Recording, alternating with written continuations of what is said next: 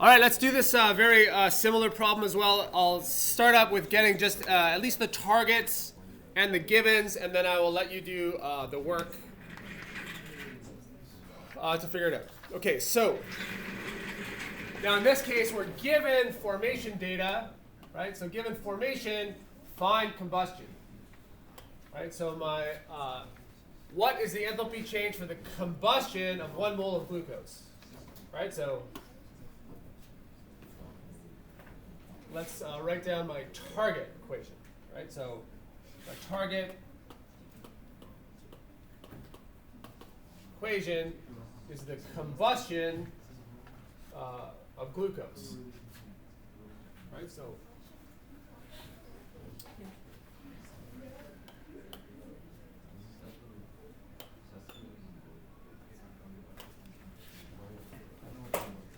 so C6 H12 O6, right? And so combustion means combining with oxygen to produce carbon dioxide and water.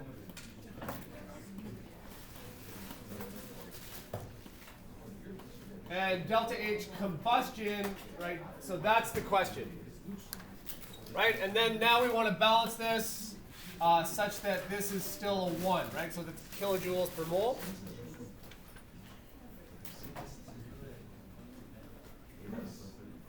Okay, so carbons are 6. I need 6. Right? There's 12. So I need 6. There's 6 times 2 is 12. Plus 6 is 18 oxygens on this side. I already have 6. So I need 12 more. So I don't know. Is that a sign? 666? I don't know. So yeah. The combustion of glucose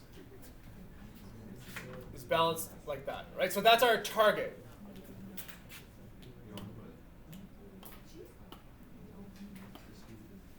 Right? And then our givens, right? So our givens, right, are going to be equations 1. We'll call them equations 1, 2, and 3. Right, so we're going to use the enthalpy of formation of glucose, right? So we'll have to go to Appendix 6 to find that. Right, so glucose, A, B, C, D, E, F, G. There's glucose right there, so it's minus 1273.1.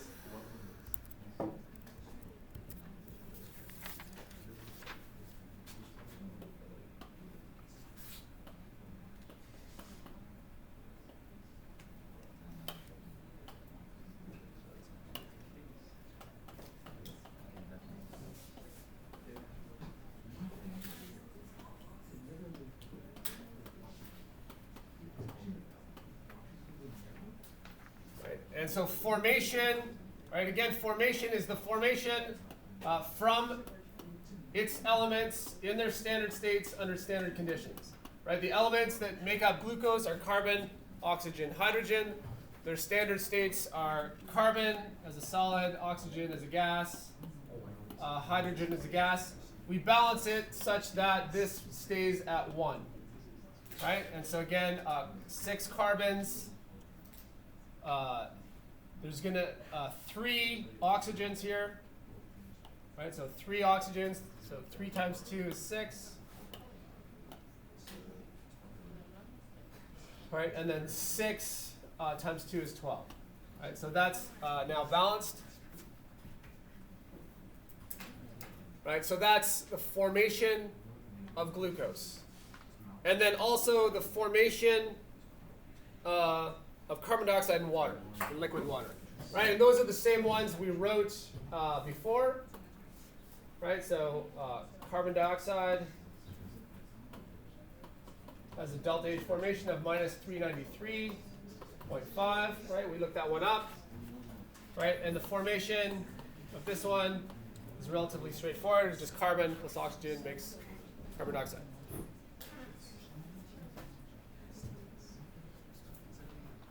Okay, and then the last one, the formation of liquid water is H2O.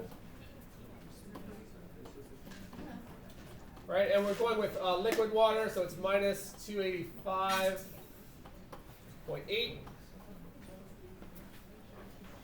And again, that's H2 plus O2. We need to balance. Anytime you have formation, these are 1, right? They're listed as kilojoules per mole, right? So we need 1 of those, and a half times 2 is 1. Okay, those are my givens. Now, how do I manipulate the givens to turn it into the target? You just flip the first one? Yeah.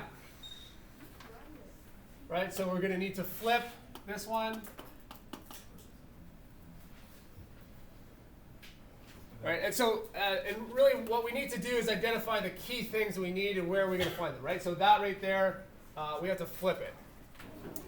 And again, oxygen is in all 3 of these, so leave the oxygen out, right? If something appears in multiple equations, leave that one out because you can't figure out how to manipulate it, right?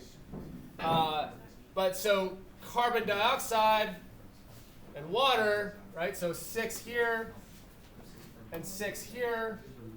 We're going to multiply this one by 6. We're going to multiply this one by 6, right? And then we add them together.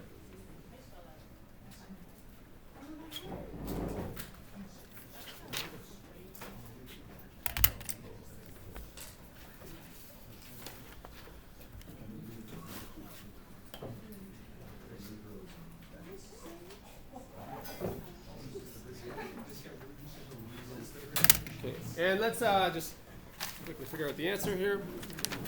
Let me just pause.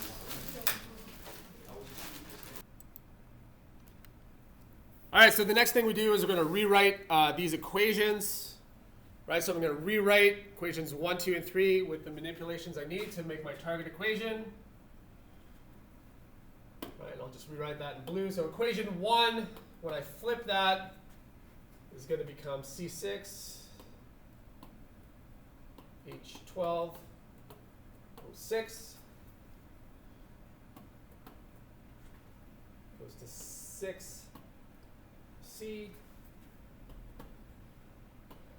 3O2, and 6H2, right? And then now my delta H, and I'm not going to put in the subscript now because it's not formation anymore, but I flipped it, and this is positive 1273.1.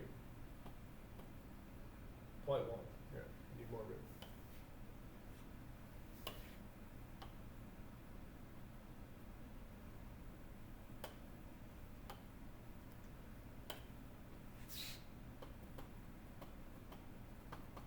Right? And so explicitly put in the sign, a positive sign, just so we know.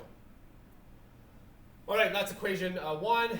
Equation 2 is going to look like this. It's going to be 6 carbons plus 6 oxygens. Makes 6 carbon dioxides. And my delta H here is going to be 6 times the minus 393.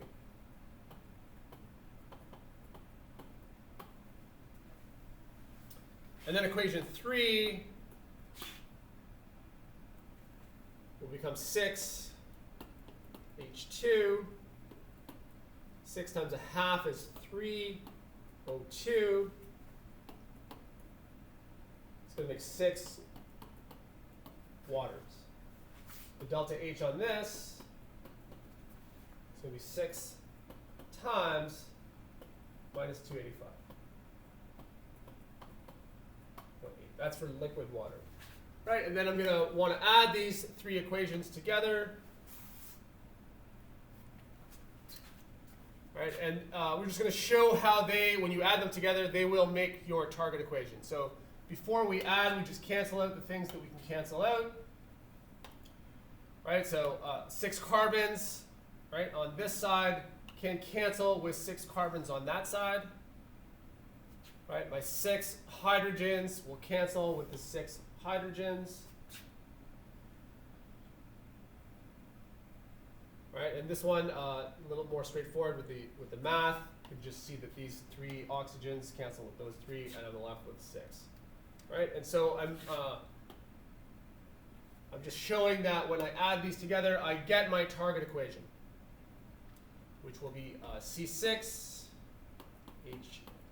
H12O6, plus, right? So the things that are left here, maybe we'll just highlight them, right? So this is left, this is left, this is left, and this is left, right? So that's what's left, right? So the glucose plus 6, sorry, we'll just use the same colors.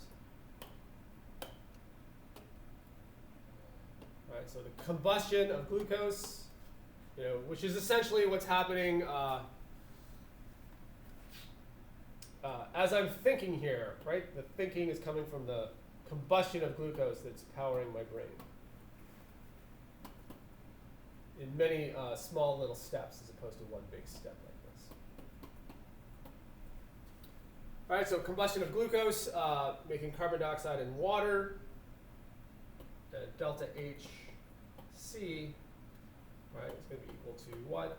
Right? And so Hess's law, again, says if I can add equations to make a new equation, I can also add their enthalpies to make that new enthalpy. And so my delta H, and I'll just show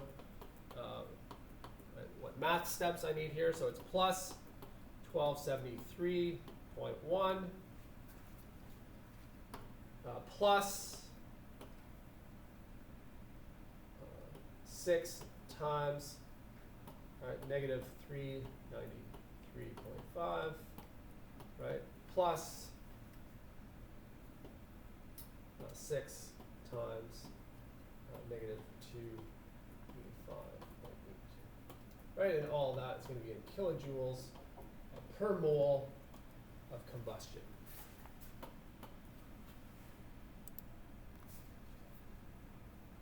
Okay, and then the last step we have here is just to add these numbers together. So 1273.1 plus 6 times negative 393.5 plus open bracket 6 times minus 285. 0.8.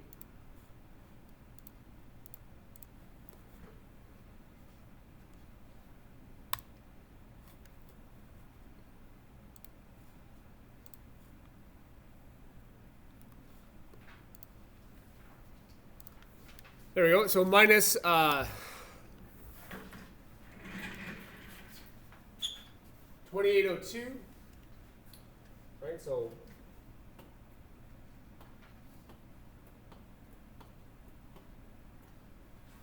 0.7, and that's kilojoules per mole. All right. And so it's a good idea to just look at the sign, right? The magnitude, right? You would expect combustion to be exothermic, right? So if somehow you end up with a positive sign on combustion, then check your math. Maybe you didn't multiply these by 6, or maybe you used a different value, right? So it should be an exothermic reaction. And again, if we can add equations together to make a new equation, we can also add their enthalpies together to make the enthalpy of that target equation.